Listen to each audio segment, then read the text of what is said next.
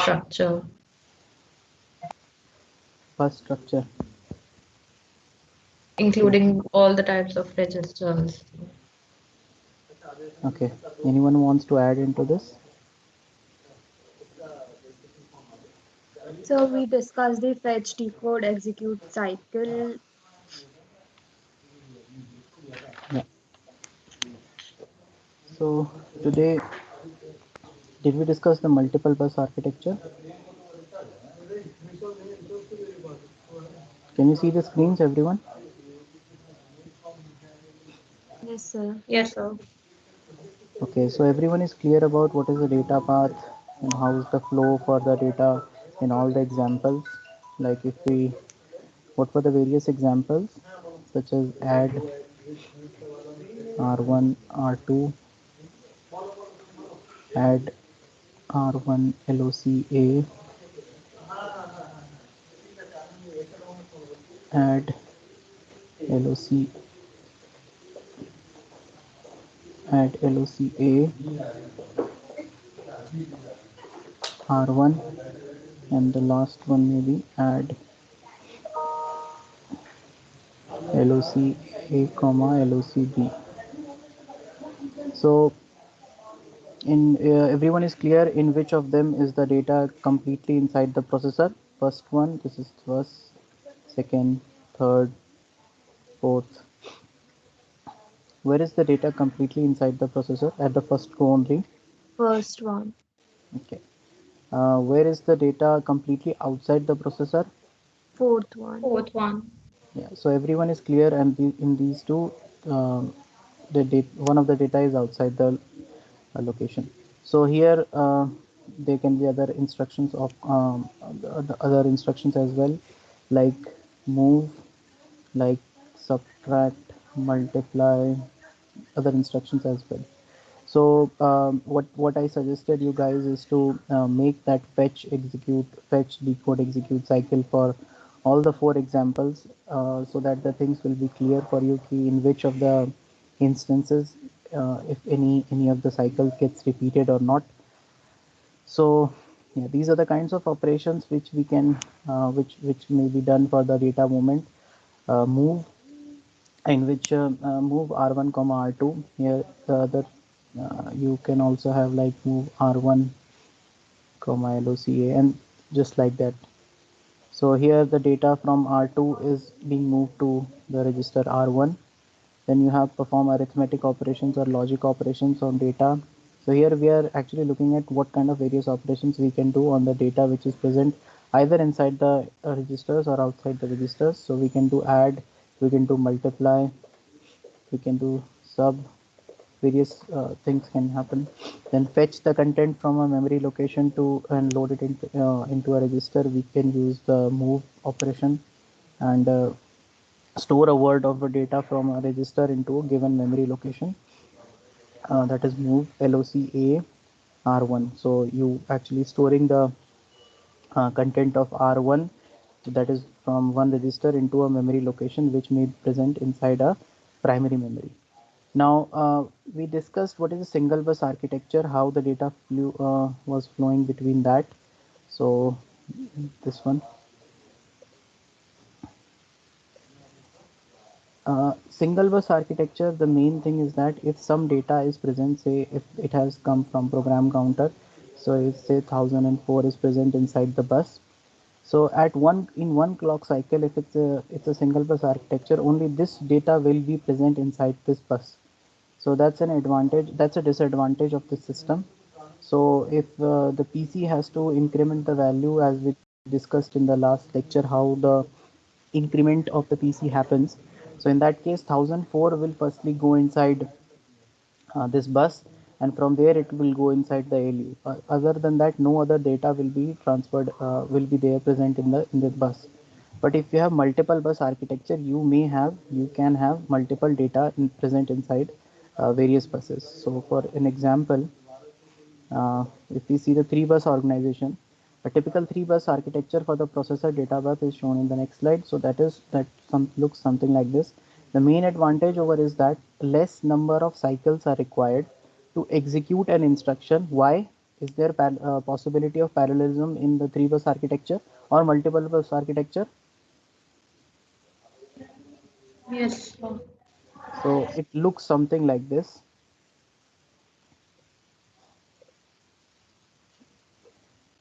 So you have two buses in here, and then uh, connections are made to some other buses also. So you can have multiple data present in some of the locations.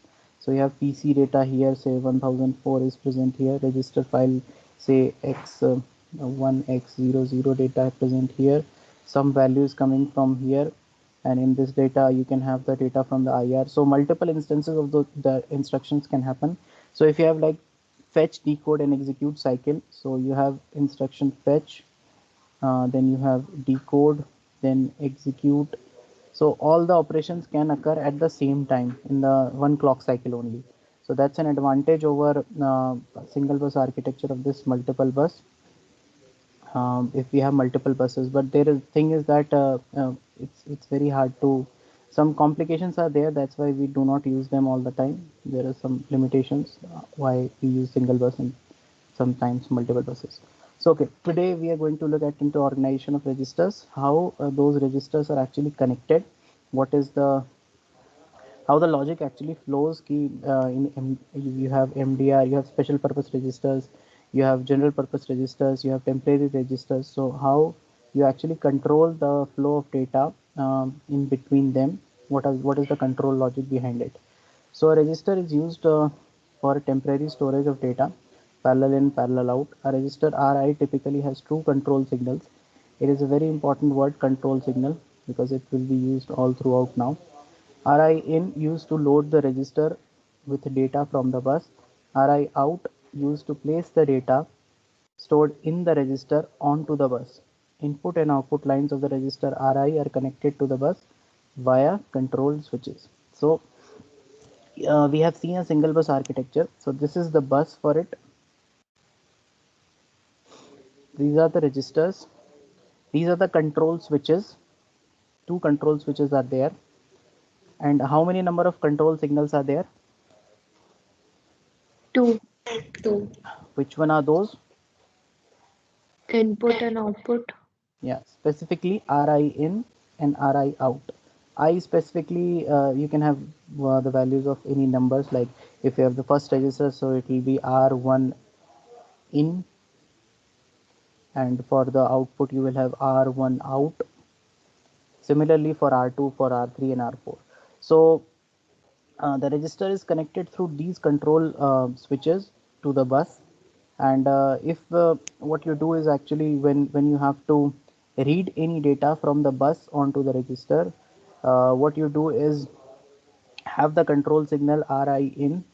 So in this example you can see when RI in is 1, that is, the control signal can have two values, either 0 or 1. So if you have RI in value as 1, the data will be available from bus and it will be loaded into RI. So this control logic will get activated when the control signal RI in is 1. Okay, so when we have RI out as high signal, what will happen? I just see the other example. Yeah. So when you have RI out as 1, the data from the register RI is placed onto the bus. So you have two control signals, that is RI in and RI out for this register. If you want to load the data which is present onto this bus, imagine this is a single bus architecture.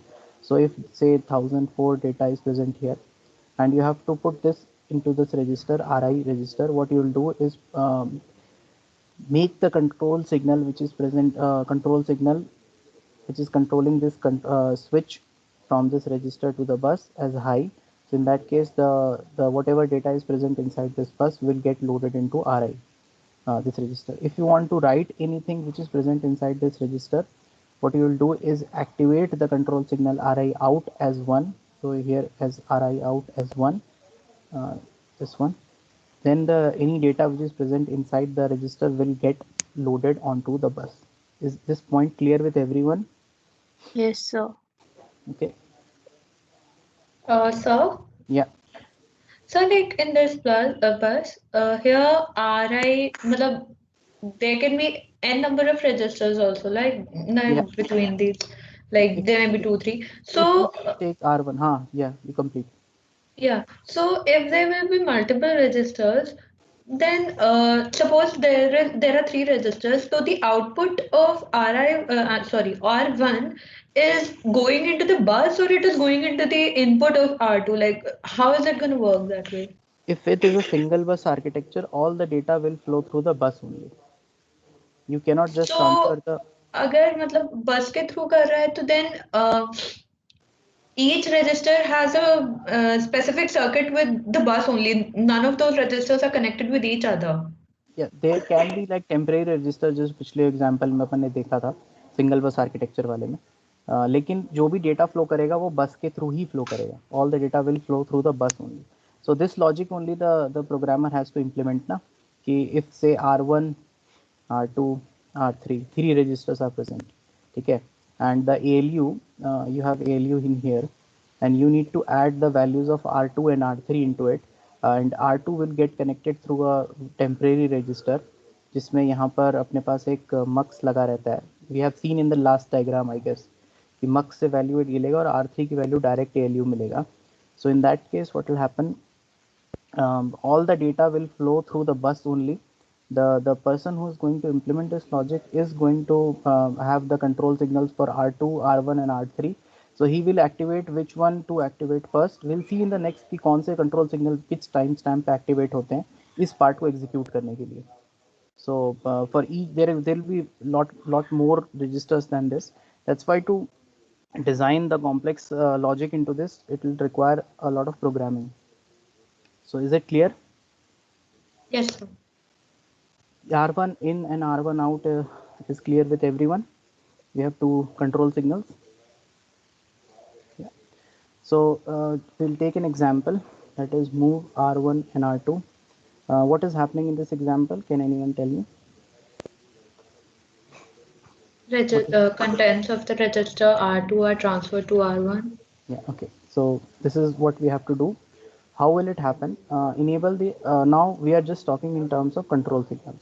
So this is the output, this is the control signal path which we have to follow, but how did we reach there? We'll see.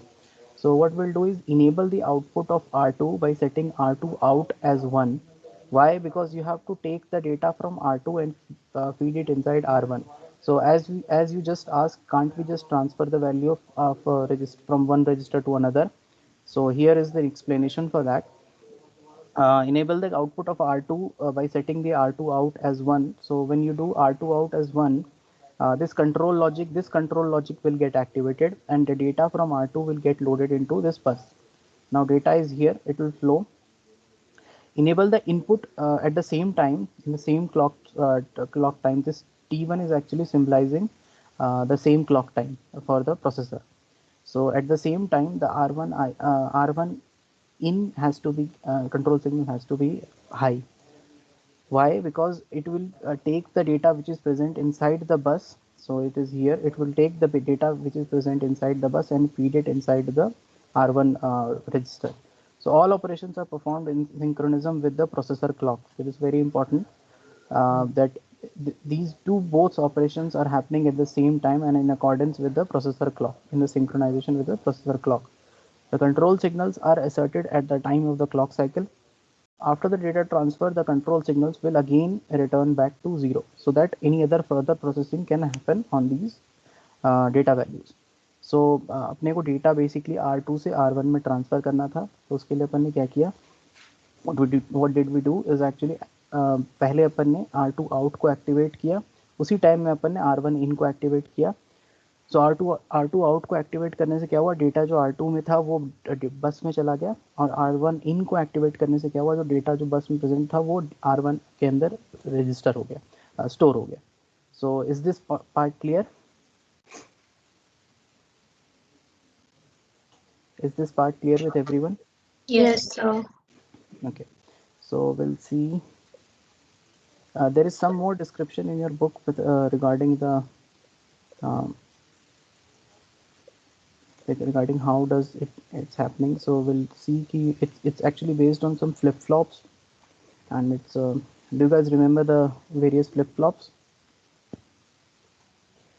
Which flip-flops are there? Yes, sir. So it's D this one. flip flop.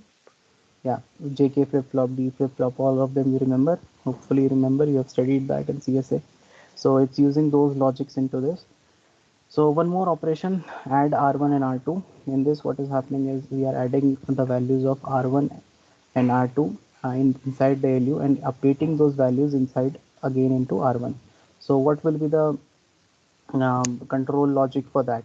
What we'll do is bring the two operands, that is R1 and R2, to the two inputs of the ALU. This we have seen in the single bus architecture, hopefully you remember. So this is the register part. It's symbolized by RIN, so you may have like R1, R2, R3 registers, but here we're just considering these two, R1 and R2 register. In this example, R1 is connected through Y register, that is a temporary register. So its value has to flow through Y, R1 value has to transfer into Y, and from there it will get inside the ALU, and the R2 is connected directly to the bus. So this is the kind of structure which we are following. It's just an example. It will vary according to various examples which we'll see. In this case, R1 is connected to Y. Y is feeding inside the ALU, sending the data inside the ALU, and R2 is directly connected to this bus. So bring the two operands R1 and R2 to the two inputs of the ALU, one through Y, that is the logic which we have explaining, one through Y, and another R2 is directly connected to internal bus. So T1, T2, and T3. What is T1, T2, T3, T3? Anyone? So clock cycle. Clock times. Okay, so everything in the first clock cycle, what will happen is R1 out and Y in. So we are firstly we are feeding the value of R1, whatever the data is present, whatever data is present inside the R1 into Y. So we'll do R1 in and Y in. So R1 out, R1 out is actually whatever the data is present inside the R1, we'll put it on the bus. From the bus, it will get inside the Y.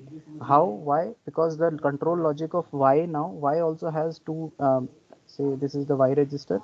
It has two control logics. This one is R1 in, you can say Y in this case.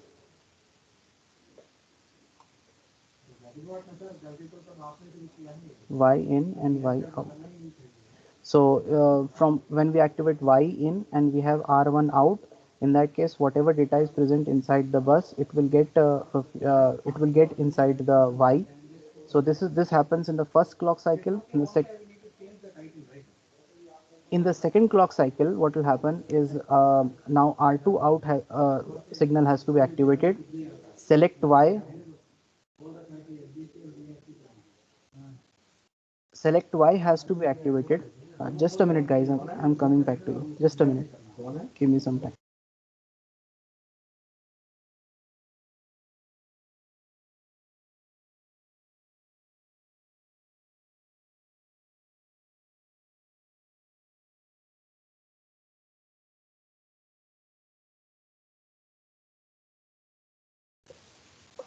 Yeah. So what we'll do is in the second clock cycle, R2 out has to be activated. The control signal R2 out. Um, select Y has to be done. Can anybody tell me what is the select Y? We have discussed in the last lecture. It's the So selection bus input will of the marks. Yeah, and why was this 4 there? for PC incrementation. PC key incrementation. So we can't just do PC 1000 to PC 1004. We can't do that.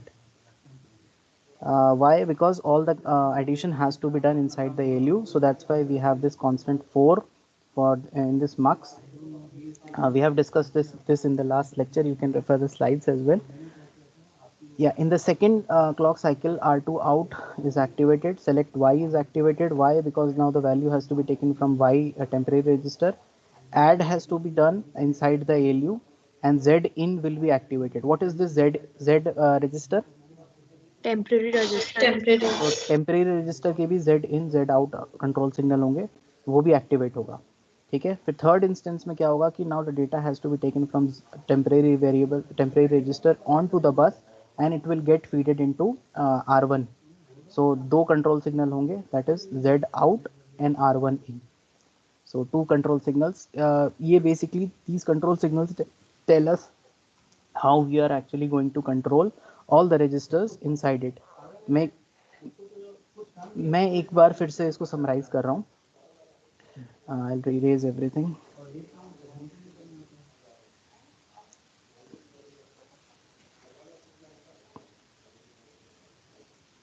Did you guys understand some bit of it? Sir एक doubt है. हाँ, मैं I am just explaining a bit. हाँ, तुम doubt पूछो. Sir, the R2 content is directly getting loaded into the ALU. Yeah, that is how the connection is there. मतलब ये we are not saying which register is it, whether it's a PC, whether it's IR. We are not discussing that. It's just one of the examples in which the R2 is directly connected to internal bus. In this So, example, so sir, the contents are directly getting into ALU, no? इसमें कोई temporary register नहीं आ रहा है ना R2 in के this लिए. case, Okay. via bus only ना, via bus. Okay, sir. You can't just say कि R1 से directly it's going inside the ALU. It is only through bus. Whatever is happening is through bus only. Okay. Is it clear? Yes, sir. Okay. So bring the two operands. We're discussing the example of add R1 and R2. Three control signals. All the things we are discussing in terms of the control signals. All the register has two main control logics associated with them. That is read in and read out. So in case of a register Ri in, that will tell the register to take whatever value is present inside the bus into the register. Ri out will tell the is a control signal which actually tells the register to put the data onto the bus. So this has to be followed in all types of registers. In the first clock cycle, what will happen? R1 out means the data from the R1 will be put onto the bus. It will go inside temporary register, that is Y, because Y in is activated now for temporary register Y. In the second clock cycle, R2 out will get activated. Select Y will be done into the mux so that the value of Y is selected and fed into ALU. Then add is performed inside the ALU, and the value is the addition of R1 and R2 data which is present inside R1 and R2 is updated in a temporary register called Z by activating the control signal ZIN. This happens in the second clock cycle. In the third clock cycle, the data which is present inside the temporary register, that is Z, has to be loaded onto the bus, and from there it has to be loaded inside the R1 register, that is this one. So for that we activate the control signal Z out of the temporary register, and we activate the control signal R1 in to take whatever data present inside the bus onto the R1 register. So is this part clear with everyone? Yes, sir. Okay. So now we'll see how a word is actually fetched from a memory. The steps involved to fetch a word from the memory are as follows. The processor specifies the address of the memory location where the data on instruction is stored. We actually have discussed all the intricates, all the which register is actually involved into this. Can anybody tell me how do you actually fetch any data from memory? By PC. By PC? Are you sure? Anyone else? So memory address register. Yeah. So MAR, through MAR. What happens in MAR? So it gets the address of the instruction. Does it get the address through PC? Yes, sir. Okay. So the data, the address is there in the MAR. So after that, what is the procedure? So then it's decoded with the help of an instruction register, and then One more register is there in between decoding and this. MDR. So the contents, Yeah, that is called MDR. What is the full form of MDR? Memory data register. So इस location पे MER की location पे जो भी data होगा that is fed inside the MDR. Is it right? yes sir, Or instruction? Is it right? yes sir. so वो तो instruction register decode करके फिर MDR में डालेगा ना? नहीं, MDR से instruction register में जाएगा ना. MER and MDR works like this, that the address is there inside the MER, and from that address location the data or the instruction will be loaded onto MDR. If that's a instruction from the MDR, it will be loaded into IR. What will IR do? अच्छा, so then IR will decode and again वापस it will give the thing back to MDR. So it will do decode. Okay. Uh, from decoding the instruction, will it give again the data back to give the instruction back to MDR? What will it do? If an example is say add R1 R2, what will happen after instruction gets decoded? So the contents of R1 and R2 will move to ALU for addition. Yes, very good. It will go inside ALU. Okay. Then in ALU, the data, if it will go into a temporary variable, say Z, and from there it will go into say R1. Is this the right flow? Yes sir. Okay. And if in between you have not, say, you do not have the data inside the processor, so if you have LOCA, what will happen after decoding this step? Then sir, the location A will move to MAR and control signal read will be generated. Okay, so it will go into MAR, and from MAR it will again follow this step. So what is this? Which step is this? Is this fetch phase? Is this decode phase? Is this execute phase?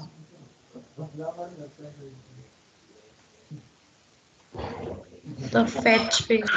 Fetch phase. So it will repeat in case of the data is not present here and it is there in the primary memory. Okay, so hopefully this is clear for everyone.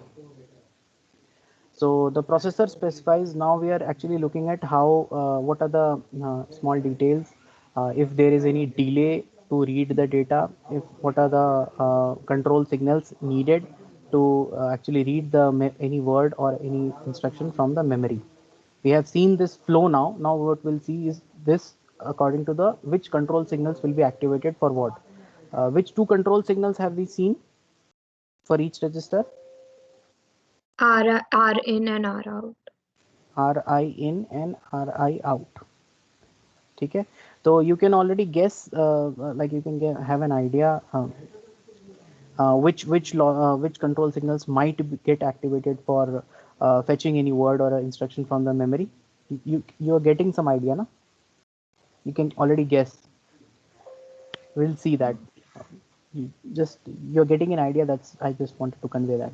The processor specifies the address of the memory location where the data or the instruction is stored. So yeah, that we know it's been fed into MAR. The processor requests a read operation. So one control signal is generated. The information to be fetched can either be an instruction, as we have seen, or an operand. What is an operand? So data on which the opcode मतलब जिस पर काम होना होता है. Is everyone clear what is an opcode and operand difference? Hopefully, Yes. because till now we have discussed it a lot, so hopefully this is very clear to everyone. So two things can be fetched from the memory, that is instruction or the operand. The data read is brought from the memory to MDR, then it can be transferred to the required register or the ALU for further operations. So this is the normal flow for it. Now we'll see how the control signals actually looks like for each of the register. So yeah, we'll discuss that logic again. For storing also, similar things are going to happen, but the steps involved to store a word into a memory. Just a minute, guys. Yeah, so the logic we are discussing later. Okay.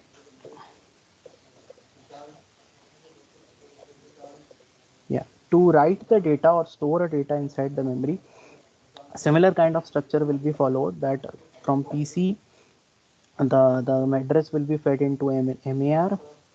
The data is already there inside the MDR, and at that current location which is located into the MAR, the data will be placed onto primary memory location, and say this location, this MDR data will be stored at. So the processor specifies the address of the memory location where the data has to be written. So it's there in the MAR.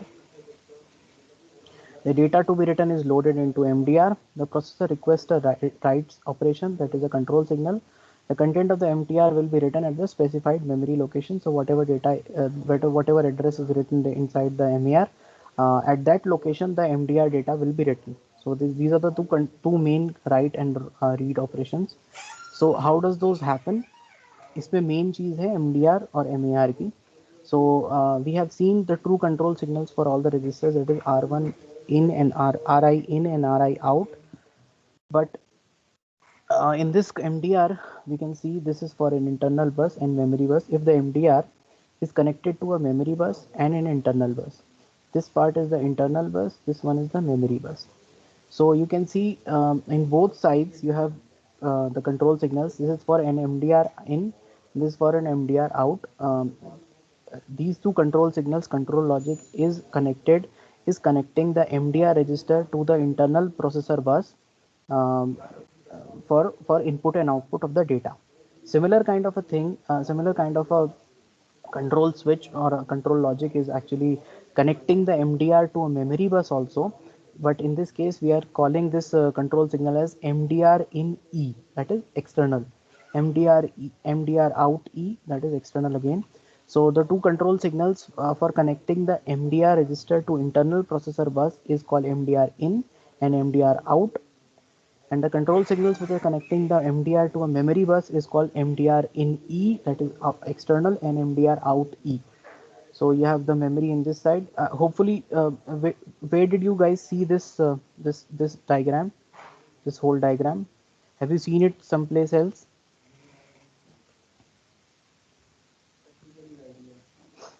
Any place? Multiple bus structure. You have seen it. You know, there was this line bus going long. So you have seen this kind of thing getting associated.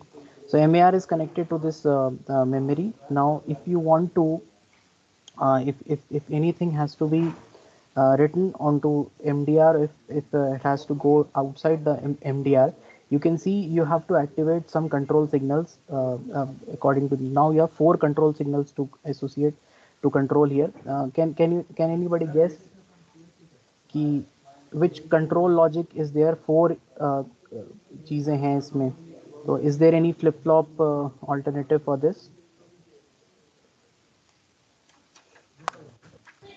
So toggle flip flop. Can some more? Because everything is getting going to execute according to the clock cycles. I don't know clear or not, but it's discussed in the book. We'll see how, but the logic it will be implemented through a flip flop. We'll discuss it in some time. So memory read write operation, the address of the memory location gets transferred to MAR. This is again the same flow which we have discussed earlier, but we are just doing it for completeness, for the sake of completeness. At the same time, a read write control signal is provided to indicate the operation. For read the data from memory data bus comes to MDR by activating the MDR in E, and for writing the data from MDR goes to memory data bus by activating the signal MDR out. Mainly, what you are actually going to do is looking into the control signals of these 4 operations. So I'll tell you one thing. Okay, if the data has to be read from the memory, in that case MDR in E will get activated. If it's placed on the memory bus, that will get fed into MDR, and from there if the data has to be transferred into ALU, what will I say if the data is, say it looks like 1001 by activating the MDR in E. Now 1001 is inside here. At the same, in the same clock cycle, In the next clock cycle, what you will do is put MDR in E, MDR in as MDR out as 1. So you have two things in here. I'll write it here. Say in T1 clock cycle, you have MDR in E. I don't know why it's blurring like this. MDR in E as 1, and in T2 clock cycle we have MDR out as 1. So by following these two control signals, do you guys agree that we can transfer the data from the memory inside the processor? So if you have, like, say, Y in as 1, so these two instructions will get activated. Is this right? Can you read? I know it's getting blurred, but can you read this?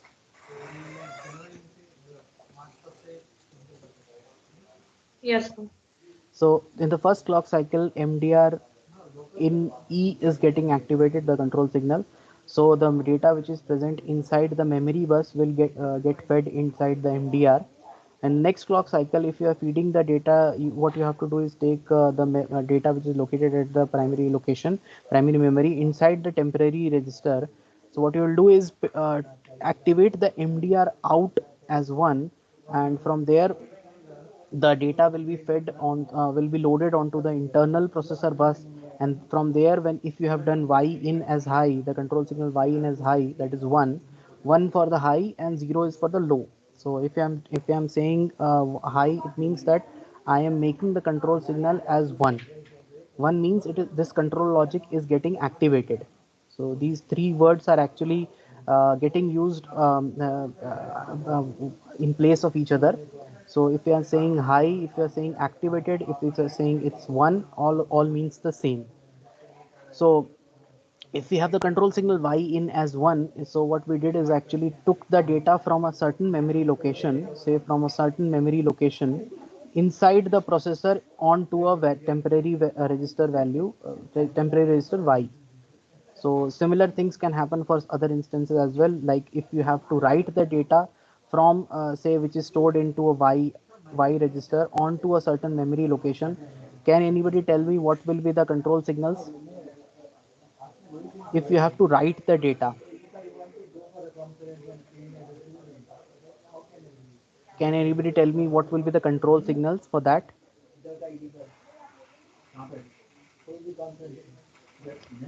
So Y out, MDR in, and MDR out E. So firstly, Y out will get activated. So if you're talking about first clock cycle, Y out, then So then MDR in. MDR in. This will happen in the first cycle. Yes, sir. Then second cycle, So MDR out E. MDR out E. So in that case, the data will be fed back to will be written onto a certain memory. Hope this point is clear with everyone. Is it clear with everyone? Sir, Yeah. Sir वो diagram खोल सकते हैं sir ऊपर वाला. Right. Okay. Sir इसमें like sir समझ में नहीं आया सर, लाइक ये दोनों अलग अलग MDR आउट ई का और नॉर्मल वाले का फर्क क्या, लाइक मेमोरी लोकेशन से हम डेटा उठा रहे हैं उसके बाद कुछ समझ में नहीं आया. अच्छा, यहाँ पे अपने पास दो बसेस हैं, एक मेमोरी बस है, एक इंटरनल बस है, ये बात क्लियर है? Yes sir. तो ये जो रजिस्टर है ये दोनों से कनेक्टेड है? Yes sir. Is it connected to both the buses? Yes sir. It is connected. So if both the connect, अगर ये दोनों बसेस से कनेक्टेड है, इसका मतलब इस इधर के डेटा को इधर ले जा सकता है, इधर के डेटा को इधर ले जा सकता है ये MDR. Yes sir. So this memory bus is only for the primary memory or locations which is connected to MAR and MDR. ठीक है, ये इंटरनल बस और भी रजिस्टर से जुड़ी हुई है, से जनरल पर्पस रजिस्टर्स हैं यहाँ पर, से यहाँ पे PC है, से यहाँ पे IR है, यहाँ और भी कई रजिस्टर्स हैं जिनसे ये जुड़े हुए हैं. ये डायग्राम एक उसका पार्ट है जो अपन ने सिंगल बस मल्टीपल बस आर्किटेक्चर देखा था, उसी का पार्ट है. ठीक है, तो अब अपने को मान लो डेटा मेमोरी से पढ़ना होता है, तो मेमोरी से पढ़ने के लिए तुम डेटा MAR से लोकेशन देखोगे, वहाँ से डेटा जो है वो बस में आएगा. अब बस में से वो MDR में कैसे आएगा? वो एक कंट्रोल सिग्नल होगा। कोई भी डेटा किसी भी रजिस्टर में आने के लिए कंट्रोल लॉजिक का, कंट्रोल सिग्नल का वेट करता है। तो कंट्रोल सिग्नल MDR इन ई जो है, अगर वो एक्टिवेट होगा तब मेमोरी बस में जो भी डेटा है वो MDR के अंदर प्रेजेंट हो जाएगा। ये बात क्लियर है? Yes sir. लाइक मतलब अभी MDR इन ई को हम करेंगे, फिर हमें अगर नॉर्मल इंटरनल प्रोसेसर बस में डालना है तो MDR नॉर्मल वाले का आउट कर हाँ देंगे। नहीं, मतलब वो क्यों होगा, मान लो इसके अंदर डेटा आया और उसको तुमको ALU में भेजना है, ठीक है। ये किस केस का एग्जांपल है? Add R1 comma what R2 R2, are you sure? so internal process के लिए तो R2 नो, डेटा हम मेमोरी से ला रहे हैं, R1 कॉमा LOCA या LOCA। Is it clear? Yes sir. ये क्लियर हुआ? LOCA से अपन डेटा ला रहे हैं, तो जो 1000 डेटा, कोई भी डेटा आया वो MDR के अंदर प्रेजेंट हो गया। अब अपने को इस डेटा को ही ALU में भेजना है, आइदर थ्रू टेम्परेरी रजिस्टर और मे बी डायरेक्टली। सो इसका मतलब ये है कि we just need to put it on to the internal bus. So for that MDR out एक दूसरा कंट्रोल सिग्नल होगा जिसको एक्टिवेट करेंगे। उससे क्या होगा, जो MDR में जो डेटा है वो इंटरनल बस पे आ जाएगा और उसके बाद उसको अपन फिर जैसे यूज करना चाहें कर लें। सो ये ठीक है, ये लॉजिक समझ में आया? सर यहाँ ये मेमोरी यूनिट के लेफ्ट में MFC क्या क्या चीज है? वो अभी डिस्कस नहीं किया अपन ने, विल डिस्कस लेटर, ठीक है। वो बेसिकली डिले के ऊपर होता है, will discuss in the next section. ये बात क्लियर हो गई? 4 क्यों लगे हुए हैं इसके अंदर? एवरीवन? तो सर इस बस स्ट्रक्चर को अगर हम कंसिडर करते तो इस बस स्ट्रक्चर के थ्रू हम LOCA वाला भी एडिशन कर सकते हैं और हम R1 R2 वाला भी एडिशन कर सकते हैं। हाँ, R1 में फिर ये चीज़ें एक्टिवेट नहीं होंगी ना, उस MDR की जरूरत ही नहीं पड़ेगी उसमें। तो R1 R2 में तो वो तो अलग ही रजिस्टर्स होंगे जो कनेक्टेड होंगे इंटरनल बस से। तो सर फिर MDR आउट E का हमें यूज कहाँ आएगा? राइट, ओके ठीक है। मतलब ये हो तो सारी वही चीजें रही हैं, अब बस अपन कंट्रोल सिग्नल के उस पर्सपेक्टिव में देख रहे हैं इन चीजों को, ठीक है। Is it clear? Yes sir. We are discussing these things we have already discussed, but now we are seeing in terms of control signals. Why in control signals? Because how can we actually control these registers? Is it clear? Yes sir. ठीक है। So in the next lectures we'll see how we can actually we can see the execution of a whole instruction. How does that look like? What is the use of memory function complete at MFC, and how can we actually store some with some examples? How can we fetch those things?